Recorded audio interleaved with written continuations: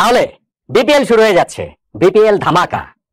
টুর্নামেন্টের বিল্ড আপটা অনেক দিন ধরেই চলছে। প্লেয়ার্স ড্রাফটের মাধ্যমে যা শুরুটা হয়েছিল এবং সেই প্লেয়ার্স ড্রাফটের পরপরই নটডমনে আমরা একটা ভিডিও করেছিলাম যে অংশগ্রহণকারী 7টা দলের মধ্যে শিরোপা জয়ের সম্ভাবনা কোন দলের কতটা, মানে একটা র্যাঙ্কিং করেছিলাম, ফেভারিট র্যাঙ্কিং 1 2 3 4 5 6 7। এখন বিপিএল শুরু হওয়ার ঠিক আগে আগে যদি আরেকটা ফেভারিট র্যাঙ্কিং করি, বেশ কিছু জিনিস কিন্তু ওলটপালট হয়ে গিয়েছে। সেই কারণে সেই ফেভারিট র্যাঙ্কিংটাও কিছুটা ওলটপালট হয়ে গিয়েছে। বিপিএল শুরু হওয়ার আগে আমি একটা ফেভারিট র্যাঙ্কিং করব 1 থেকে 7 পর্যন্ত, সেখানে আমার সঙ্গে আপনি মিলিয়ে নিতে পারেন। নট নেসেসারিলি এগুলো সবকিছু মিলবে, আমারটা মিলবে আপনারটা মিলবে তা নয়, কিন্তু টুর্নামেন্ট শুরু হওয়ার আগে কাগজে কলমে দলগুলোর অবস্থা দেখে ওরকম একটা র্যাঙ্কিং তো বোধহয় করাই যায় নাকি। দেখুন বিপিএল এ এখন পর্যন্ত এখন পর্যন্ত আয়োজন হয়েছে 10 বার। সেই 10 বারের মধ্যে সবচেয়ে সফলতম যে দল কিংবা সফলতম যে দল, সেই কুমিল্লা ভিক্টোরিয়ান্স এবারে টুর্নামেন্টে অংশ নিচ্ছে না। 4 বার শিরোপা তারা জিতেছে। তারপরেই রয়েছে ঢাকার ফ্র্যাঞ্চাইজি, তারা 3 বার শিরোপা জিতেছে। আর একবার করে শিরোপা জিতেছে হচ্ছে গিয়ে রাজশাহী, রংপুর ও বরিশালের ফ্র্যাঞ্চাইজি। এইবারে টুর্নামেন্টে যে 7টা দল অংশ নিচ্ছে সেখান থেকে দেখুন যে ঢাকার সামনে সুযোগ রয়েছে চতুর্থ শিরোপা জিতে কুমিল্লার পাশে বসার। আর যে 3টা ফ্র্যাঞ্চাইজির কথা বললাম, রংপুর, বরিশাল ও রাজশাহীর সামনে সুযোগ হচ্ছে তাদের সেকেন্ড শিরোপা জয়ের। আর বাকি যে 3টা ফ্র্যাঞ্চাইজি রয়েছে, যে চট্টগ্রাম, খুলনা ও সিলেট, যারা কখনোই বিপিএল এর ট্রফি জেতেনি, এইবার তাদের সামনে ওই প্রথমের হাতছানি। শেষ পর্যন্ত গিয়ে কারা পারবে, ফেভারিট র্যাঙ্কিং এ কে কোথায় রয়েছে, তখন আমি 7টা দল নিয়ে আলাদা আলাদা ভিডিও করেছি যে গত 3-4 দিনের মধ্যে। এইখানটাতে তাই ওই ডিটেলসে আর যাবো না। দলগুলোর এখানে শক্তি, দুর্বলতা, বিদেশি খেলোয়াড়, দেশি খেলোয়াড়, এক্স ফ্যাক্টর, কোচিং স্টাফ সবকিছু মিলিয়ে একটা মোটা দাগে প্রেডিকশনও করেছিলাম, কিন্তু স্পেসিফিক্যালি 1 2 3 4 5 6 7 করিনি। এই ভিডিওটাতে এক্স্যাক্টলি সেই জিনিসটাই করব। 7 নম্বর দিয়ে শুরু করি, পেছন থেকেই শুরু করি। দুর্বার রাজশাহী। দেখুন রাজশাহী যারা অধিবাসী রয়েছেন, রাজশাহী বিভাগের যারা রয়েছেন, যারা সমর্থক রয়েছেন, তারা আমাকে বকাবকি করার কোনো করবেন না, করেন না। আমার তো এখানে কিছু করার নেই, কারণ আমার কাছে রাজশাহী দলটা কাগজে কলমে দেখে মনে হচ্ছে যে এইবারের বিপিএল এর সবচেয়ে দুর্বল দল দুর্বার রাজশাহী। তাদের এই দলটাতে আপনি এখানে দেখেন যে জিসান আলম, এনামুল হক বিজয়, তাসকিন আহমেদ, এর বাইরে আসলে খুব বেশি কোনো দেশি তারকা ক্রিকেটার, সেই অর্থে তারকা ক্রিকেটার নেই। এর মধ্যে আমার জিসানকে ইনক্লুড করতে হয়েছে। আর বিদেশি ক্রিকেটারের কালেকশন যে তাদের খুব ভালো, ব্যাপারটা সেরকম নয়। সো আমার কাছে মনে হয় না যে রাজশাহী, এইবার তারা লাস্ট অংশ নিয়েছিল 3 বছর আগে, সেইবার তারা চ্যাম্পিয়ন হয়েছিল, পরে 3 বার তারা অংশ নেয়নি। এইবার আবার কামব্যাক করে তারা চ্যাম্পিয়ন হবে, ওই আশাটা আসলে দুরাশা। আমার মনে হয় তারা যদি প্লে অফে কোয়ালিফাই করতে পারে, সেটাই তাদের প্রথম টার্গেট, সবচেয়ে বড় টার্গেটই হওয়া উচিত। রাজশাহীকে আমি আসলে 7 নম্বরের উপরে রাখতে পারছি না। পারফরমেন্স দিয়ে যদি তারা চমকে দিতে পারে, সেটা তো অন্যরকম ব্যাপার হবে। 6 নম্বরে সিলেট স্ট্রাইকার্স। সিলেট স্ট্রাইকার্সকেও তারাও কিন্তু কখনো শিরোপা জেতেনি। 2 বছর আগে তারা ফাইনালে উঠেছিল, কিন্তু সেই দলটা ক্যাপ্টেন ছিলেন যে মাশরাফি বিন মুর্তজা। তিনি তো নানান ঘটনাপ্রবাহ এবারের বিপিএলটা খেলতে পারছেন না, এটা আমরা সবাই জানি। দলটা যে তারা তৈরি করেছে, সেই দলটা আমি বলবো না যে খুব খারাপ দল হয়েছে। স্পেশালি ধরেন আমাদের বাংলাদেশের ক্রিকেটারদের মধ্যে এখানে জাকির আলী অনিককে তারা ইনক্লুড করেছে, জাকির হাসান তাদের রয়েছে, তানজিম সাকিব রয়েছেন, রনি তালুকদার রয়েছেন। বিদেশি ক্রিকেটারদের মধ্যেও পল স্টার্লিং কিংবা মানসি কিংবা ধরেন হচ্ছে রাকিম কর্নাল, এরকম ক্রিকেটার রয়েছেন। ফলে তাদের পক্ষে প্লে অফে খেলা সম্ভব, খুবই সম্ভব। কিন্তু আমি অন্যান্য দলগুলো যে হিসাব নিকাশ করছি, দেখছি, তাতে করে আমার কাছে তাদেরকেও আসলে সিলেট স্ট্রাইকার্সকে আমি 6 নম্বরের উপরে রাখতে পারছি না।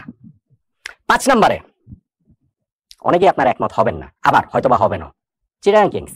চিটাগাং কিংসকে আমি ড্রাফটের পর যে ভিডিওটা করেছিলাম, সেইখানটাতে আমি টপ 3তেই সম্ভবত রেখেছিলাম, কিন্তু এখন আমি তাদের প্লে অফের জায়গাটা, তো প্লে অফ কোয়ালিফিকেশনের যে টপ 4, সেইখানটা তো আমি রাখতে পারছি না। কেন? কারণটা খুব সিম্পল, সাকিব আল হাসান নেই।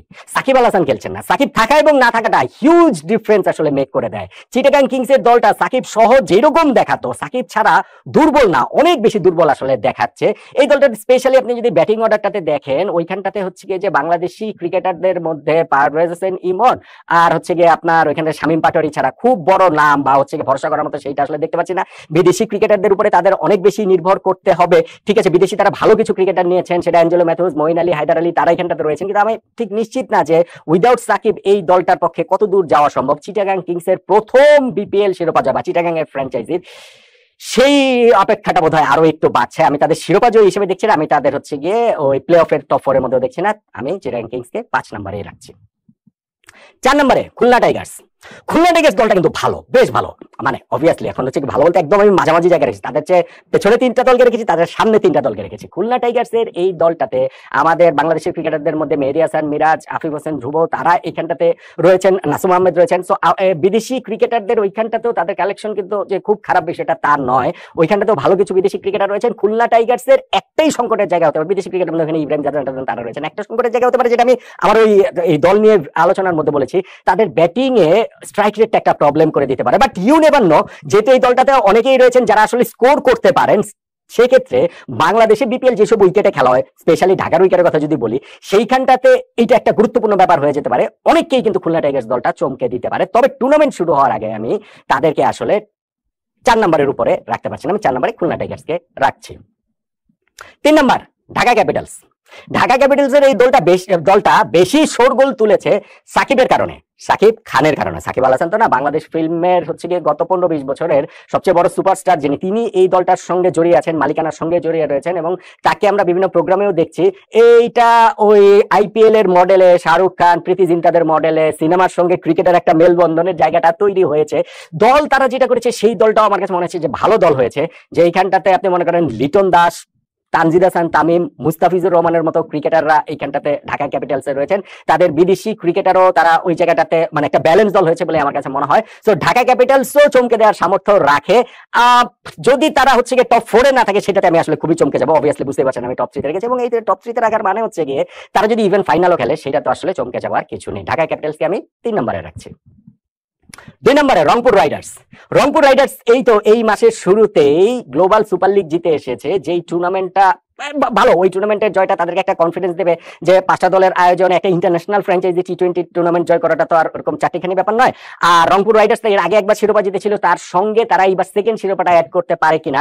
দলটাতে ধরেন হচ্ছে গিয়ে সৌম্য সরকার, মোহাম্মদ সাইফুদ্দিন, শেখ মাহেদী হাসান, নুরুল হাসান সোহানদের মতো ক্রিকেটাররা রয়েছেন এবং সেই কারণে হচ্ছে গিয়ে তাদের এইখানটাতে বিদেশি ক্রিকেটারদের মধ্যে আমি দেখছিলাম যে অ্যালেক্স হেলস এর মতো ক্রিকেটারকে তারা যে কি বলা চলে এইখানটাতে রংপুর রাইডার্স তারা নিয়েছে এবং সেই রংপুর রাইডার্সের এই দলটা শেষ পর্যন্ত গিয়ে আমার কাছে মনে হয় যে খুব ভালো একটা চমক এখানটাতে হতে পারে। অন্তত পক্ষে শিরোপা জয়ের ক্ষেত্রে তাদের টার্গেট ওইটাই থাকবে, এর চেয়ে কমে আসলে তাদের সন্তুষ্ট হবার কোনো কারণ নেই।